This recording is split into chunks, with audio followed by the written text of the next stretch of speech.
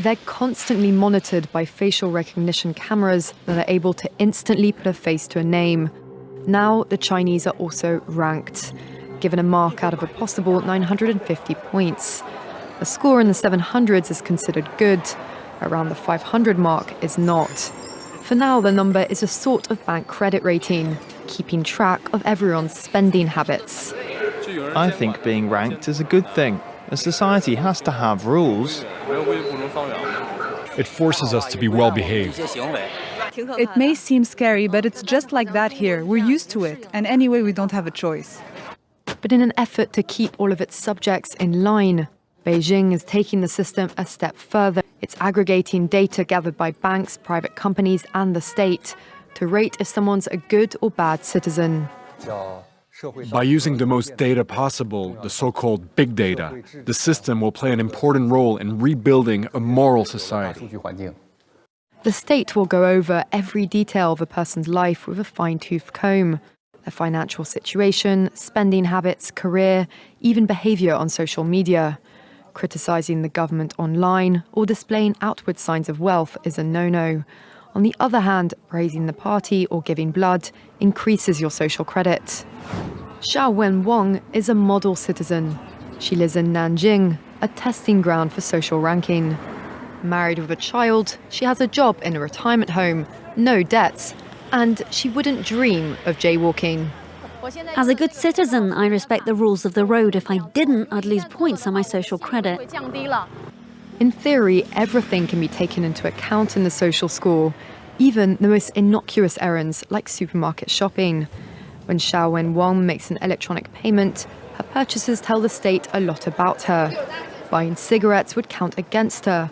On the other hand, nappies show she's an attentive mother. Beer could indicate alcoholism. She'd be better off buying water. In this pilot city of 8 million people, there are only 18,000 model citizens. For Xiao Wenwang, there are perks to be had, such as paying half price for the bus. I get discounts for all public services, even at museums. And the library is free for me, thanks to my score. A good score brings benefits, but people with low scores lose rights. The cinema names and shames people considered untrustworthy, plastering their details, even their addresses, across big screens. It's a matter of principle. Those people have to be condemned. Those people aren't honest, so they have to pay the price. It's only right to pay your debts. You have to blacklist those that don't. The Supreme Court has created a blacklist for so-called bad citizens, those whose ratings have dropped to zero. On it are companies, but also 23 million people to date. Among them is this journalist Liu Hu. He got a little too close to uncovering corruption among high-profile party members. After being sued for defamation by the subject of a story he'd written, he was blacklisted. But he only realized when he tried to buy a train ticket and was told he was banned from traveling. That tells me I'm still on the blacklist.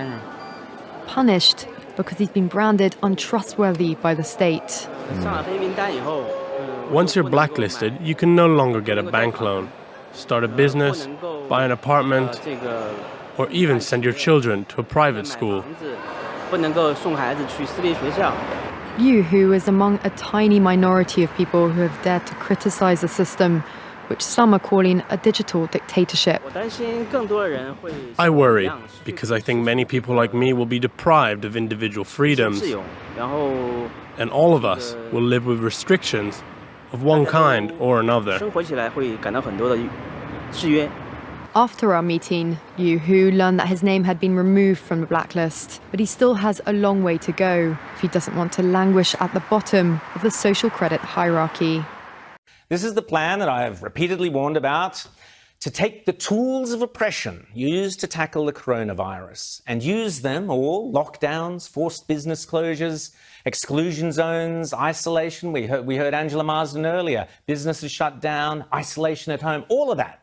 All of those measures, including destroying private property rights and private income in order to tackle the climate crisis. Now is the historical moment, the time, not only to fight severe virus, but to shape the system. We have a unique but rapidly shrinking window of opportunity to learn lessons and reset ourselves on a more sustainable path. It is an opportunity we have never had before and may never have again. So we must use all the levers we have at our disposal, knowing that each and every one of us has a vital role to play. The Great Reset is a welcome recognition that this human tragedy must be a wake-up call. It is imperative that we reimagine, rebuild, redesign, reinvigorate and rebalance our world. Rebalancing investment, harnessing science and technology, and advancing the transition to net zero emissions, all elements of the Great Reset, are fundamental to building the future we need. And that last one was the clown Guterres, who was at the Climate Ambition Summit, telling us the world is going to cook by 3.5 degrees or something by the end of the century. Yeah, right. This Great Reset is as serious and as dangerous a threat to our prosperity, to your prosperity and your freedom, as we have faced in decades, with these powerful bodies, including the World Economic Forum, the United Nations, the International Monetary Fund, and even Prince Charles boasting, yes, boasting that within a few short years, yes, their words, you will own nothing and you will be happy. Remember, this is not me saying this, this is them. They are even running ads for the Great Reset.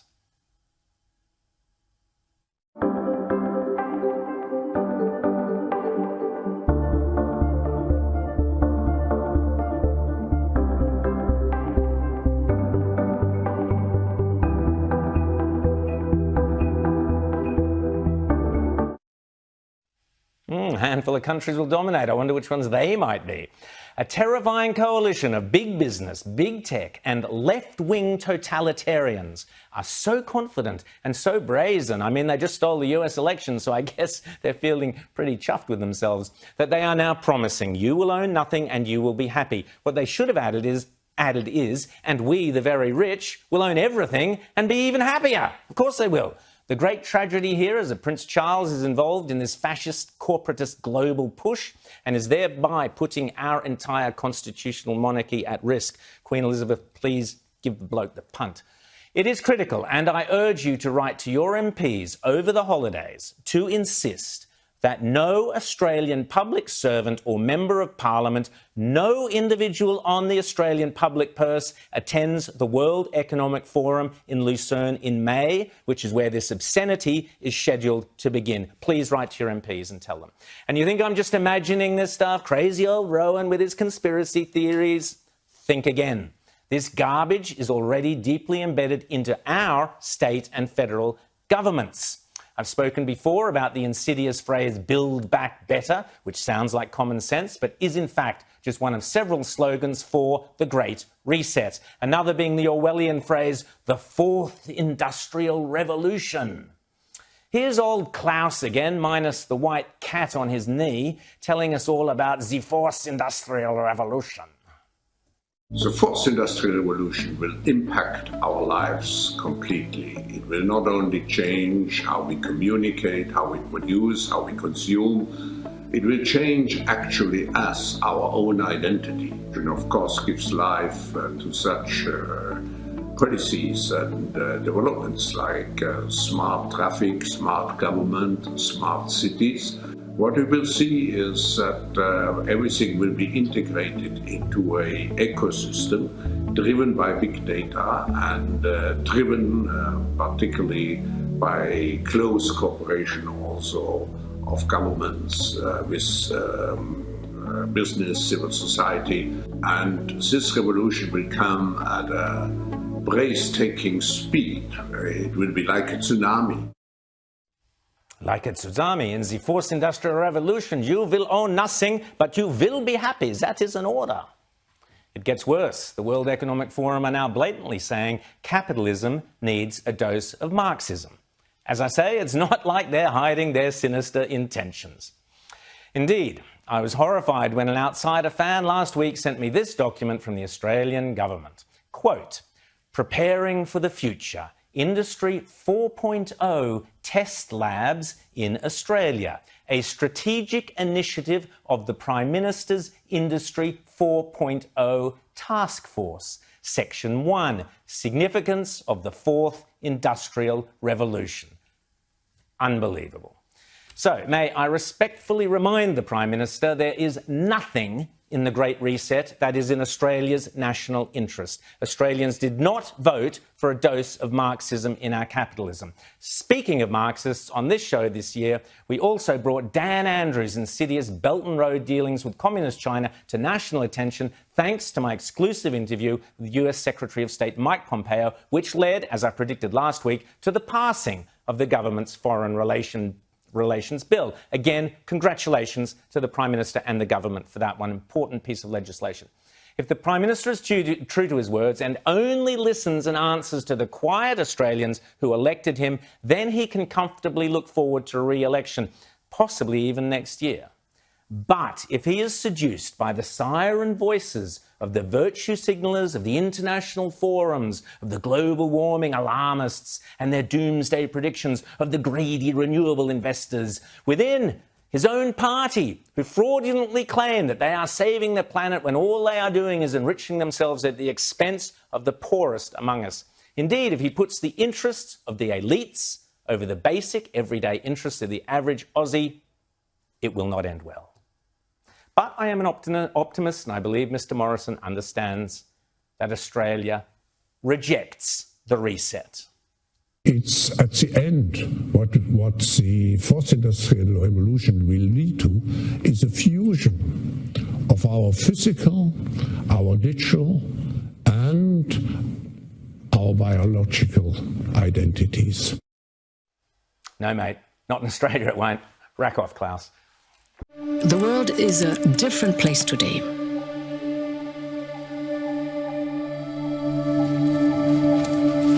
We cannot ignore the global security issue that could impact millions around the world. Without immediate action to support developing countries, inequalities and poverty will deepen, not to mention the geopolitical divide. We're on the cusp of not only a climate catastrophe, but also an economic catastrophe. The inflation rate soaring to its highest level in 30 years. Costs are going up everywhere. Food, electricity, water, medicine. It's a very pressing situation. But we're dealing with 7.8 billion people on Earth that need and rely on this supply chain system. We are challenged by the number of people in need. And these people are suffering in such a devastating way. They can't, how are they supposed to get through the day? I'm sorry. No, don't be sorry. We all know that we're past the point of no return. We lost 60% over to recycles, 9% of It's really a horrifying situation, and as a and technological disruption. Incredible inequality and a planetary emergency.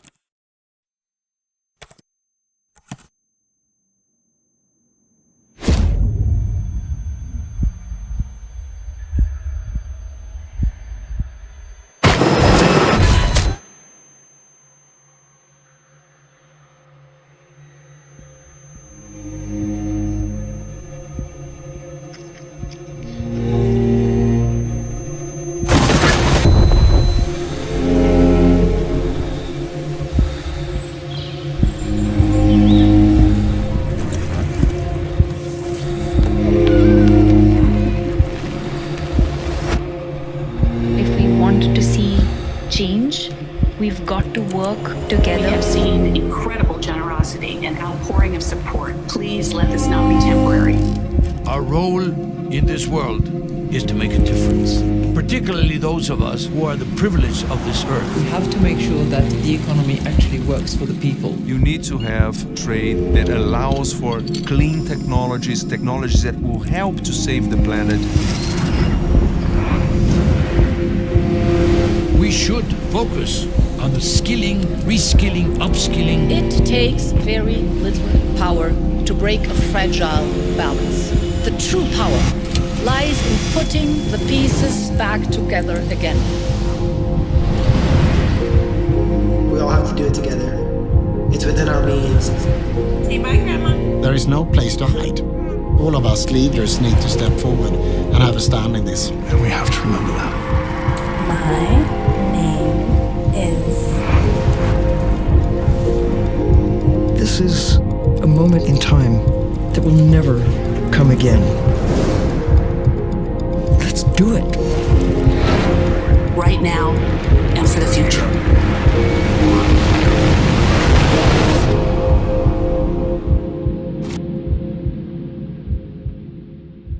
Hundreds of gas-guzzling private jets took off this week as billionaires from all over the world jetted off to Davos, Switzerland for the ritzy and glamorous World Economic Forum, a week-long event for the ruling class to talk down to the rest of us. And it's not for everybody.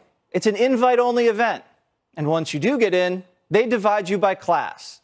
You get a white badge with a blue line if you're rich enough. You just get a white badge if you're married to someone important. Or if you're just a part of someone's entourage, you get an ugly green badge. You're not good enough. They keep the elites together, and they have their own little police state to make sure these people are focused on ruling the world. If you're not from CNN or the New York Times and you show up uninvited, they'll probably arrest you. And it's all headed up by a guy named Klaus Schwab, who's pretty much running a one-world government here. He kicked off the week by saying the future is theirs, not yours. The future is not just happening. The future is built by us, by a powerful community as you here in this room. We have the means to improve the states of the world. And the way they start is by tracking you. If you go deep in the weeds in what these people are saying at this place, they're openly scheming up some of the craziest plans you'll ever hear of, like tracking your carbon footprint. We're developing, through technology, an ability for consumers to measure their own carbon footprint. What does that mean? That's where are they traveling? How are they traveling? What are they eating? What are they consuming on the platform? So, individual carbon footprint tracker. Stay tuned. You heard it. The one world government wants to keep tabs on what you eat and where you go. All because John Kerry's a little mad that your cheeseburger is wiping out part of the population. People forget, greenhouse gases are pollution. And 15 million people a year die because of the quality of the air around the world. We're dealing with a crisis here, folks. It's a crisis made by human beings. Maybe they should take their own advice before jetting off across the world on those private jets, emitting all that carbon. But to them, they have more important things to focus on, like preventing the next pandemic, since it worked out so well last time. If it comes 10 years from now, we should have far, far better diagnostic technology. That is, be able to scale up every country within a month to diagnose their entire population. We're a little distracted right now, so getting the debate going is happening slowly. Yeah, a lot of people are distracted by inflation, food shortages, real problems. But the ruling class at Davos says, don't worry, it's all a part of the plan. We need to accept that there will be some pain in the process. The pace that we need will open up for missteps. It will open up for shortages of energy. It will create inflationary pressures, and maybe we need to start talking about that pain is actually worth it. If you have all the money in the world, the last thing you have to worry about is inflation. It's our problem, not theirs. They're busy ruling the world. And shady George Soros says if we don't make their ideas a reality, civilization is done for. Fighting pandemics and climate change, avoiding nuclear war, maintaining global institutions have had to take a backseat to that struggle. That's why I say our civilization may not survive. Believe it when I tell you, these people don't care about any of us. They're just a bunch of globalists hanging out and coming up with too many bad ideas. Rand Paul, Kentucky senator, and he joins me now. Should the American people be scared when the richest people in the entire world get together at a swanky conference and hatch these crazy ideas about how to make our lives better? Well, you know, if they really cared, they could have ridden with me. I was on a plane this morning. I was A category on Southwest Airlines, and, you know, hey, that's something. Wasn't a private jet, but they could have saved. When you're on a private jet, they're spending 5 times as much of a carbon footprint. So if they really cared about that, they could ride on commercial airlines, but they aren't. They're elitist. But the other real danger here that's even more danger than all their phony caring about carbon footprint, the real danger is this. Look how bad your government is in a country where you get to vote for these people. This would be a government, a world government, where you don't get to vote on anybody. This is everybody's worst nightmare. The bureaucracy that we have trouble in our United States because we don't get to vote on them, we vote indirectly. Can you imagine the one world bureaucracy of all these elitists and their private jets that would rule our country and we wouldn't get to vote? So I'm dead set against this. And they used to call people who talked about one world government, they used to say, oh, it's a conspiracy. And we would always say, no, it's in their mission statement. They say it at every meeting. That's what they're for. But lack of sovereignty means lack of freedom, and it means lack of responsiveness, and it's completely antithetical to everything our country stands for. Yeah, and I don't want to put down Bill Gates and these guys. You know, they do a lot for charity. But when you hear them kind of just dismiss inflation or, you know, oh, you know, you're going to have to go through some pain in order to kind of go with my idea. You know, the American people hear that and they think, come on, man, you're not serious, are you? But it's not only insensitivity because they've never been to a grocery store and have no idea what things cost, but it's also that we now have a whole set of our political spectrum that's out there saying it's caused by greed. If you were in a third grade class, I would give you a failing grade if you told me inflation was caused by greed. That is the dumbest explanation, the most implausible, and that lacking all facts that someone would try to put forward. Inflation is caused by an increase in the money supply that increases the demand. It's done because we spend too much money. The Federal Reserve prints it up to borrow it. It floods the economy and drives prices up. If you don't understand that, they'll never get it any better. And my prediction is it's going to get a lot worse before November. What do you think about this tracking technology they're cooking up? They're going to track your carbon footprint. I mean, I think that these liberals are already stressed out enough, Senator. Yeah. Imagine when they find out like everything they do is killing the ozone. I mean, they're going to go crazy. They're going to start yelling at us. Yeah, privacy is not much of a concern for these kind of people. So not only do they want to track you for your carbon footprint, the WHO has announced, you know, they're forming a treaty, and it's going to be this treaty for the next pandemic. But in the next pandemic, it's not going to be a Washington-based mandate on vaccines or a Washington-based social distancing or masks. It's going to be an international one, and they actually want to track everybody with a QRS code. President Joe Biden came to Japan to bolster one of the US's most important alliances in the Asia-Pacific at a time of multiple challenges across the region. But he may have worsened one of those regional flashpoints with less than tactful answers at the main news conference, as he's done in the past. It came in response to a question about whether the US would respond militarily to a Chinese invasion to take the island of Taiwan that Beijing regards as a breakaway territory. Are you willing to get involved militarily to defend Taiwan if it comes to that? Yes. You are. That's the commitment we made. The US stance on Taiwan has been far more ambiguous in the past, and the White House immediately had to release a statement trying to clarify the US position. But what sounded like a threat to China brought this response. The Taiwan issue is purely China's internal affair, which won't stand for any foreign interference. Issues bearing on China's core interests, including the sovereignty and territorial integrity, there is no room for compromise or concession. No one should underestimate the Chinese people's firm resolution. This has turned into something of a distraction in what is meant to be a strong show of unity against Russian aggression and also against increasing military threats from China, as well as increased missile testing from North Korea. As the only nation to have been subjected to an atomic attack, Japan is deeply concerned by North Korea's development of its nuclear arsenal, but it's also troubled by the increasing assertiveness of China, with ongoing territorial disputes in the East China Sea. As a major power, China has significant responsibilities, also in the economic field, to live up to that responsibility. I think it is important for Japan to work with the United States to encourage China to fulfill its responsibilities in accordance with international rules. I think such attitudes are important. Biden has also used the trip to launch the Indo-Pacific Economic Framework, an initiative aimed at safeguarding and developing production of critical commodities like advanced semiconductors and setting universal standards for labor and environmental protection. It's very, very clear that from America's perspective, China is now the biggest competitor on all fronts. And as a result of that, what America is doing now is building alliances across the world.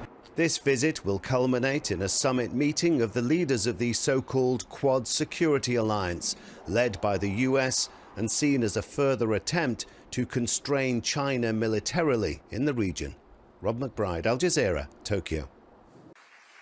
This was a speech that Secretary of State Blinken had been scheduled to give before the US president's trip to Asia as a curtain raiser, but it had to be postponed because he contracted COVID. In the interim, confusion was sown by Joe Biden when he gave this answer during his tour. Are you willing to get involved militarily to defend Taiwan if it comes to that? Yes. So in part, the Secretary of State's task now was to explain whether US policy towards Taiwan had shifted. Our policy has not changed. We do not support Taiwan independence, and we expect cross-strait differences to be resolved by peaceful means. And Blinken read out the portion of US law that encapsulates Washington's position of so-called strategic ambiguity. To maintain our capacity to resist any resort to force or other forms of coercion that would jeopardize our security or the social or economic system of Taiwan. The problem is Joe Biden wasn't ambiguous at all, and this isn't the first time he's spoken at odds with official US policy.